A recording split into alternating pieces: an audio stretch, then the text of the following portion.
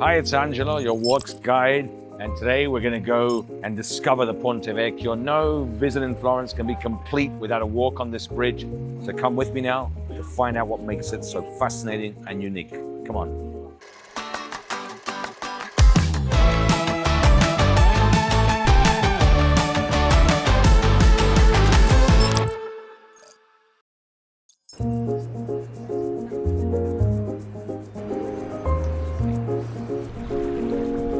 So here we have the Ponte Vecchio, one of the most unique bridges in the world.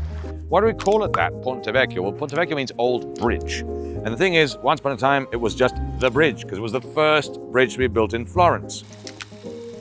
Then, when they built a second bridge in the 1200s, they had to come up with some sort of a name. And so the second bridge became the new bridge, and this became the old bridge by default. And we've been calling it that ever since. So it's kind of been the Ponte Vecchio forever. And then in 1333, it was destroyed. So what you're looking at now is Ponte Vecchio version 2.0, reconstructed in the 1340s. But even when it was brand spanking new, they were still calling it Ponte Vecchio.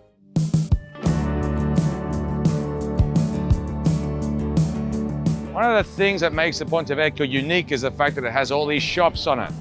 Now, the bridge was designed, conceived to have shops on it. In fact, the money used was taxpayers' money, and they made some of that money back by then renting the shops out to small business owners. So once they were butcher shops, why? Because you could dump all your rubbish into the river. And they remained butcher shops for quite some time until this thing was built, the Vasari Corridor. It's there, it's the Vasari Corridor. Aren't you excited? I am. Built by the Medici in 1565, so they could go from the Palazzo della Signoria to their new home, the Palazzo Pitti, without dealing with the crowds. And without even dealing with walking. Because the Medici had servants with rickshaws that would just kind of drag them along, right? And they'd be kicking back, enjoying the ride, apart from the Ponte Vecchio part of the ride, where they would be getting hit by all the nasty smells coming up from the butcher shops.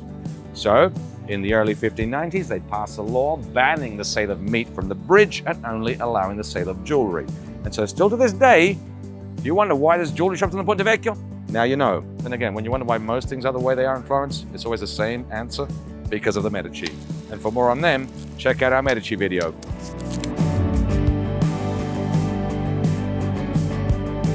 Why did the Ponte Vecchio not get blown to smithereens by the Nazis? Because of this guy, Gerhard Wolff, who apparently got on the phone to Hitler and said, "No, please don't destroy it."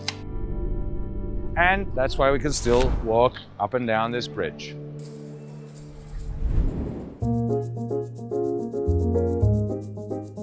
That was a little bit of history about the Ponte Vecchio.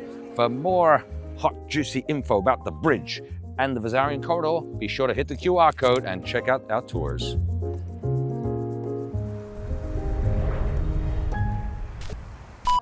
This will be my face on the internet.